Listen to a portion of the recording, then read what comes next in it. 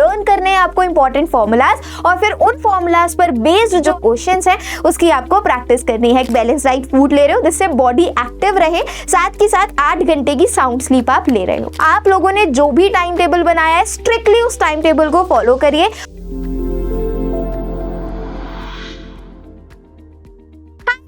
तो आज प्रियल मैम लेकर आई है आप सभी लोगों के लिए एक इंपॉर्टेंट स्ट्रेटेजी सेशन कि हम एग्जाम्स में किस तरीके से अच्छा स्कोर कर सकते हैं। तो इस चीज के लिए आपको क्या करना है, इस वीडियो को एंड तक देखना है। कुछ ऐसे पॉइंट्स हैं जो डेफिनेटली आपकी प्रिपरेशन को बूस्ट करने में आपकी हेल्प करेंगे। तो चलिए स्टार्ट करते हैं सेशन। और पहला पॉइंट है बच्चों, दैट इज रेगुलरिटी।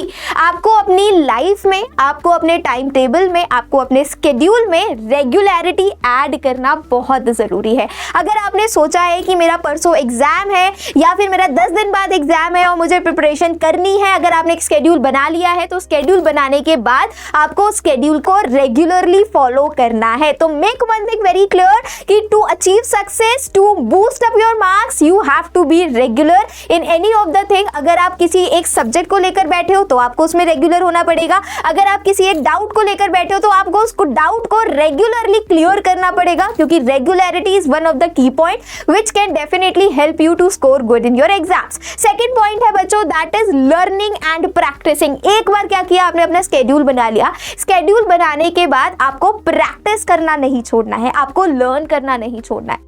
अब यहाँ पर एक बात पॉइंट आता है, बच्चे कंफ्यूज हो जाते हैं कि मैम मैथ्स को हम कैसे लर्न कर सकते हैं, या फिर हम मैथ्स में किस तरीके से अपनी प्रिपरेशन को बूस्ट कर सकते हो। तो दैट इज स्टूडेंट्स कि आपको मैथ्स में चीज़ें लर्न करनी है, लेकिन वो जो आपको हेल्प करे उस कॉन्सेप्ट्स को बिल्ड करने में। जैसे कि कुछ फॉर्मूलाज होते हैं, उसको आपको रेगुलर लर्न करने के बाद उस फॉर्मूला बेस्ड क्वेश्चंस की प्रैक्टिस करनी है। तो मैथ्स में लर्निंग और प्रैक्टिसिंग का इस तरीके से मेल बैठता है कि लर्न करने हैं आपको इंपॉर्टेंट फॉर्मूलाज, और फिर उन फॉर्मूलाज पर बेस्ड जो आपकी इंफॉर्मेशन है उसको आपको प्रैक्टिस करनी है, बेस्ड जो क्वेश्चंस है उसकी आपको प्रैक्टिस करनी है। क्योंकि रेगुलरिटी हो गया, रेगुलरिटी के बाद क्या करना है, रेगुलरली लर्निंग करनी है, रेगुलरली प्रैक्टिस करनी है। This will going to help you to score good in your exams. चलिए द नेक्स्ट पॉइंट इज बच्चों, मेंटेन प्रॉपर नोट्स। अभी वो टाइम आ चुका है जहां पर exams are right on the way, तो अभी नोट्स प्रिपेयर नहीं करने। नोट्स जो आपने ऑलरेडी प्रिपेयर किए हुए हैं उन नोट्स में से पढ़ना स्टार्ट कर दीजिए, क्योंकि वो नोट सिर्फ और सिर्फ आप लोगों के हैं।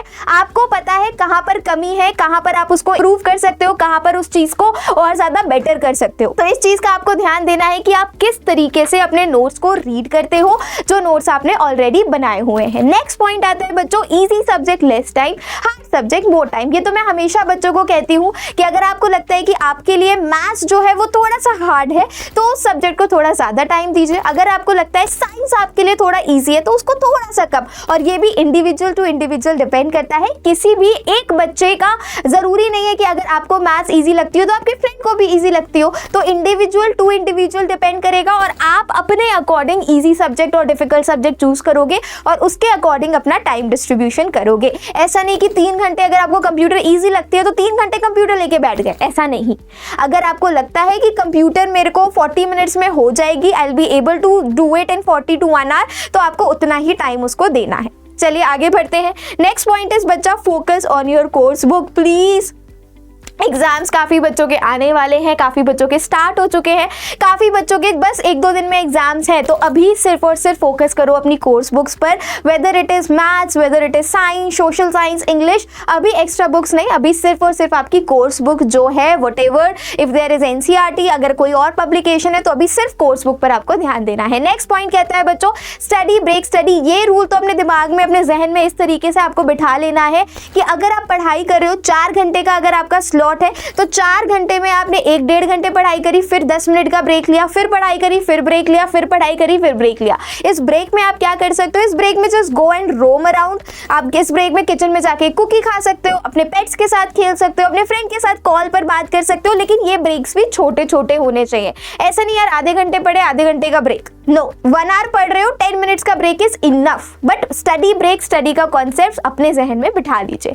नेक्स्ट पॉइंट कहता है बच्चों, that is follow time table, what ever time table is prepared by you. आप लोगों ने जो भी टाइम टेबल बनाया है स्ट्रिक्टली उस टाइम टेबल को फॉलो करिए, और वो टाइम टेबल थोड़ा सा फ्लेक्सिबल हो सकता है as per the situations, as per the conditions, as per the need, लेकिन उसको फॉलो आपको रिजिडली करना पड़ेगा। फॉलो और your time table is one of the key point which can help you to score good in your exams बच्चों। चलो, the next point is study more than 1 subject simultaneously. 5 घंटे एक ही subject, no, एक subject के साथ एक और सब्जेक्ट को पढ़ना स्टार्ट करिए, जिससे कि साइमल्टेनियसली आपके सब्जेक्ट्स प्रिपेयर हो रहे हैं। ये भी पॉइंट हर एक बच्चे पे फॉलो नहीं होता है, हर एक बच्चे पर इंसिस्ट नहीं करूंगी मैं, ये भी इंडिविजुअल टू इंडिविजुअल कॉल होगा। अगर आपको अच्छा लगता है, if you are feeling comfortable with it, तो you can go with it, और एल्स आप ब्रेक, स्टडी ब्रेक वाला कंसेप्ट तो जरूर यूज करिए। Okay, the next one is answer presentation skill. This is one of the most and most helpful feature to score good in your exam. आप exam से पहले, exam के 2 दिन पहले एक आंसर शीट लीजिए, जैसे आपको एक रेफरेंस आंसर शीट ले लीजिए, और उसमें उस तरीके से आंसर्स लिखिए, उस तरीके से अपने क्वेश्चन सॉल्व करो जैसे आप पेपर में सॉल्व करने वाले हो।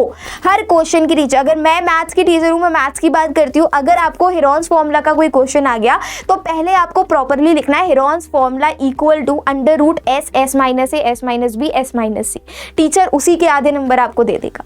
तो प्रेजेंटेशन स्किल्स बहुत मैटर करती है। नीट एंड क्लीन काम करना है, क्वेश्चन की प्रॉपर नंबरिंग करनी है, मार्जिन्स अपनी कॉपी में ड्रॉ करने हैं, rough work on the same page करना है। There are so many different things. If you want, just comment below, I will make a separate video how to write a good in your exams. उसके लिए मैं एक separate video बना दूंगी, ठीक है। And last but not the least, eat and rest well. जब तक आपके शरीर को सही आराम नहीं मिलेगा, 8 घंटे की नींद लेना हर बच्चे के लिए ज़रूरी है, और ये साइंटिफिकली प्रूवन है कि 8 घंटे की नींद एक स्टूडेंट के लिए बहुत ज़्यादा इंपॉर्टेंट है। और इस समय एग्जाम के टाइम पर बेटा आलू के पराठे, गोभी के पराठे, मूली के पराठे थोड़े से अवॉइड करो। एक बैलेंस डाइट फूड खाओ, दाल खाओ, राइस खाओ, फ्रूट्स खाओ, कुकुम्बर खाओ। अब तो गर्मी आ रही है, तो इससे क्या होगा, आपकी बॉडी में डिजीनेस नहीं होगी, क्योंकि अभी हम वो सोने वाला आलस नहीं कर सकते, राइट। आप ज्यादा हैवी खाना खा लेते हो तो नींद आती है, होता है ऐसा।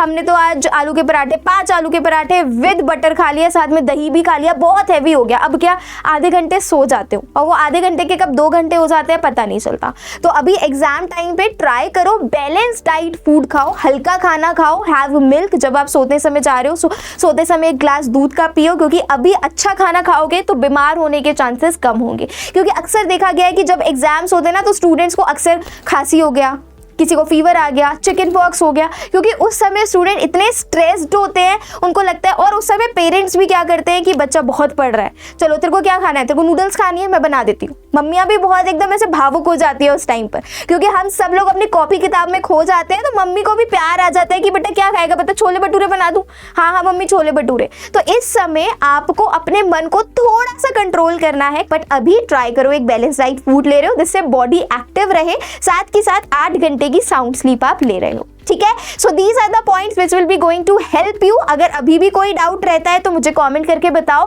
मुझे बड़ी खुशी होगी आपके डाउट्स क्लियर करने में। कोई भी कंसर्न है तो आप मुझसे शेयर कर सकते हो। So that's all for today everybody, thank you so much, and I hope this video will going to help you up to score good in your exams. Thank you, all the best.